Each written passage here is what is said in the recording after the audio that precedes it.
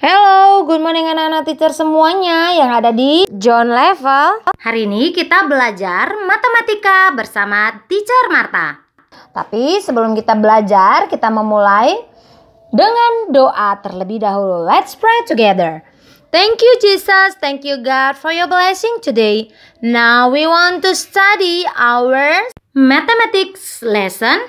Please bless us and guide us so we can understand about the lesson. Thank you Jesus, in the name of Jesus Christ we pray to you. Amen. Nah anak-anak teacher, kita akan belajar menyajikan data dalam bentuk diagram batang dan juga menafsirkan data.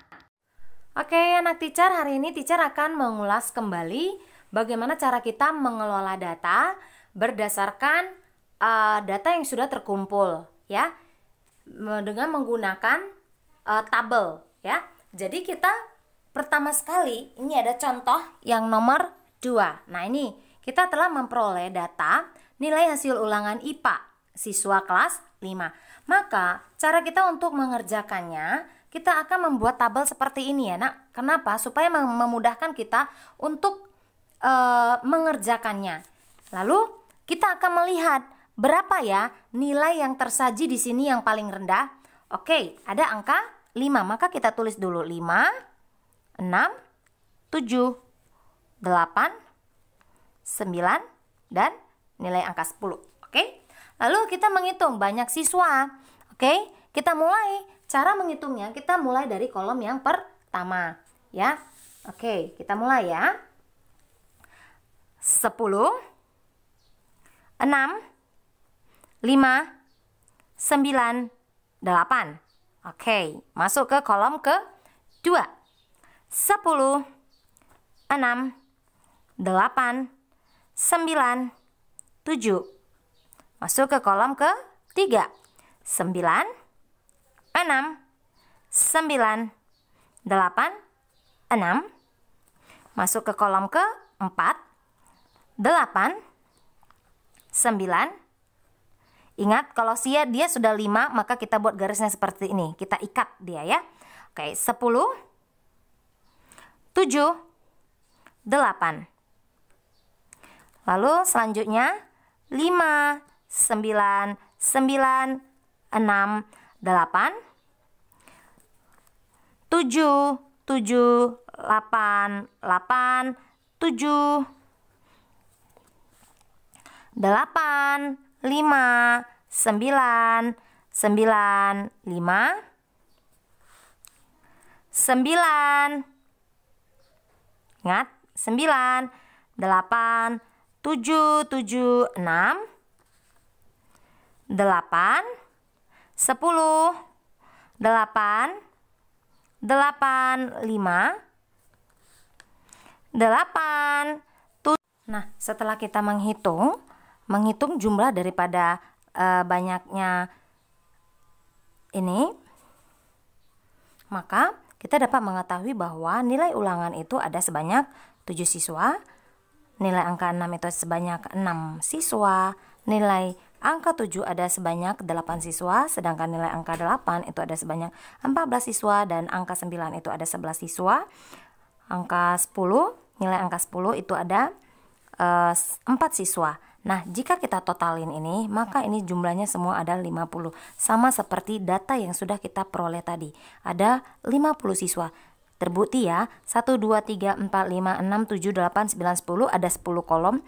Dan dia ke bawah 1, 2, 3, 4, 5. 5. Maka 10 kali 5. 50. Jadi jumlahnya itu ada 50 data yang harus kita olah seperti ini. Oke anak-anak, sampai di sini sudah paham ya. Lalu data yang sudah kita peroleh ini bisa kita ubah menjadi data diagram. Cara membuatnya, maka kita buat dulu gambar diagram ya. Seperti ini dia. Kita buat garisnya seperti ini. Oke.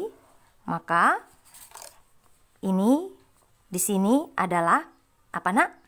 Banyak siswa. Atau ini banyak siswa.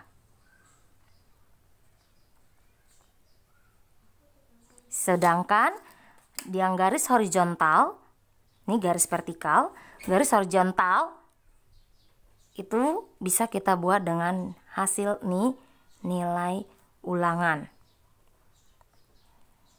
Ya, kita tentukan. Tadi ada angka 5, ada angka 6, ada angka 7, ada 8, 9, dan 10. Lalu untuk membuat ininya banyak siswanya, maka kita mulai dari ini penjumlahan 5. Ya, atau mau buat dari 1 juga boleh seperti ini. 1, 2, 3, 4, 5, 6, 7, 8, 9, 10, 11, 12, 13, 14. Kita tulis ya.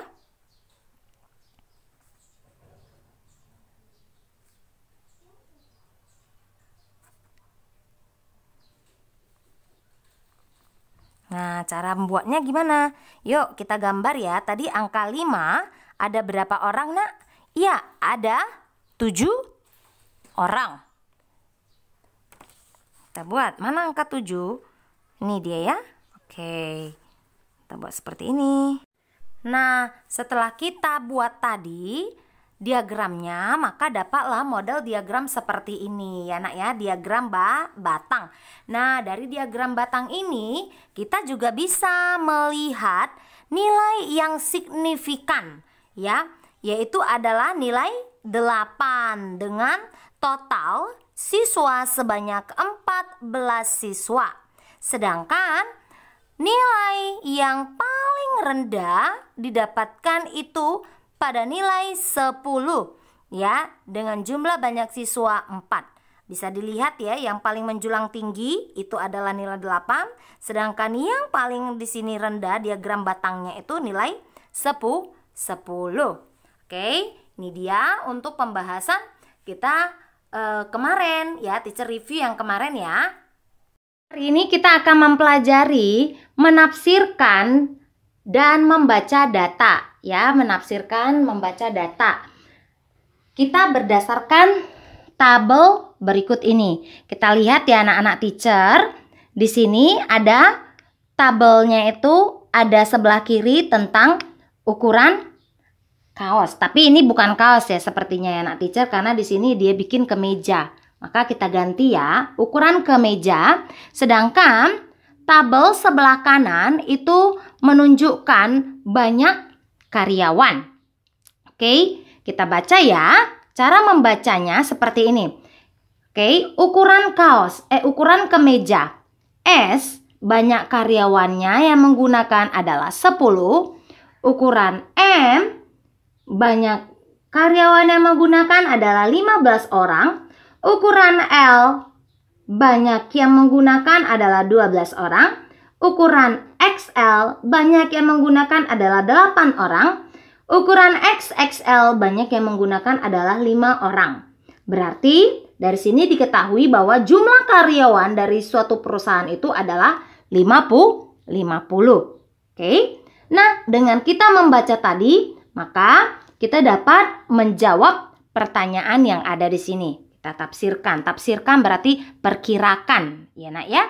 Oke, berdasarkan data yang sudah ada. Oke. Nah, ini berapa karyawan yang memakai kemeja berukuran S? Lihat kemeja. Maka ini dia ukuran S. Kita tarik sejajar ke sebelah kanan. Oke, berarti ada berapa Nak? Ya, ada 10 orang. Lalu berapa karyawan yang memakai kemeja berukuran M? Kita lihat lagi di sini ukuran M. Kita tarik sejajar ke sebelah kanan. Ternyata ada 15 orang. Lalu yang C, berapa karyawan yang memakai kemeja ukuran L? Kita lihat lagi data L. Iya, ini dia. Kita tarik garis sejajar ke sebelah kanan. Ya, ternyata banyak karyawannya itu yang menggunakan adalah 12 orang. Yang D, kemeja ukuran apa yang paling banyak dipakai oleh karyawan? Nah, ingat ya anak-anak teacher, yang diketahui itu yang karyawannya. Yang ditanya ukuran kemejanya. Oke, berarti kita bergerak ke sebelah kiri. Kata kunci di situ adalah kata paling banyak. Maka kita lihat dari data karyawan ini. Kalau dibilang paling banyak, berarti angka mana yang paling besar? Ya, ternyata ada angka 15. Oke, kita tarik sejajar ke sebelah kiri. Ternyata ada ukuran M. Maka jawabannya M. Selanjutnya, kemeja ukuran apa yang paling sedikit dipakai oleh karyawan? Sama seperti tadi kita lakukan. Kata kuncinya adalah paling sedikit. Kita lihat mana ya yang paling kecil angkanya. Ya, ada angka 5. Oke. Maka kita tarik sejajar ke sebelah kiri. Ternyata itu adalah ukuran XXL. Paham anak-anak teacher? Ya. Ya, anak-anak teacher bisa nanti melatih-latih lagi ya. Nah, itu untuk menafsirkan dan membaca data berdasarkan tabel. Nah, hal ini juga bisa kita lakukan dengan membaca diagram. Ya, sama ya anak teacher. Caranya bagaimana? Yuk kita kerjakan biar anak-anak teacher paham ya. Teacher kasih contoh yang ini. Oke. Nah, lihat anak-anak teacher. Nih dia, ada diagram. Lihat garis horizontal ini menunjukkan ukuran kaosnya. Ada S, M, L, XL, dan XXL. Sedangkan garis vertikal, kalau vertikal berarti yang ke atas ya nak ya, lurus ke atas. Oke, yang vertikal ini adalah menunjukkan banyak siswa. Oke, nah kita bisa lihat dari diagram batang ini nak, ada di situ yang dia menunjukkan ukuran S ini ada sebanyak 12 siswa yang memakai ya. Kita lihat yang di atasnya ya nak ya, paling tinggi. Oke. Sedangkan ukuran M ada 16 siswa yang memakai. Ukuran L ada 10 siswa yang memakai. Ukuran XL ada 4 siswa yang memakai. Dan ukuran XXL ada 2 siswa yang memakainya. Oke, gitu cara membacanya ya nak teacher. Lalu kita langsung saja masuk ke soalnya. A. Siswa yang memiliki ukuran kaos S sebanyak. Nah, masuk lagi. Siswa ukuran S. Ya, mana nih ukuran S? Nah, ini dia ukuran S. Kita lihat berapa siswa tadi yang memakainya. Ya, ternyata ada 12 siswa. Kita tulis ya. 12 siswa. Lalu yang B. Ukuran kaos yang paling banyak dipakai, ukuran kaos yang banyak dipakai oleh siswa yang mana? Nah, cara melihat data diagram tabel batang ini, ya kamu lihat yang mana ya yang paling tinggi. Ya, ternyata yang paling tinggi itu adalah yang M. Ya kan, ini paling tinggi dia kan nak? Iya, sebanyak 16 siswa. Maka ukuran kaos yang paling banyak itu adalah ukuran M. Lalu, ukuran kaos yang paling sedikit dipakai oleh siswa. Ingat kata kunci paling sedikit. Maka diagram batang yang harus kita cari itu adalah yang paling pendek. Yang mana ya dari sini yang paling pendek diagramnya? Ya, ada yang ini.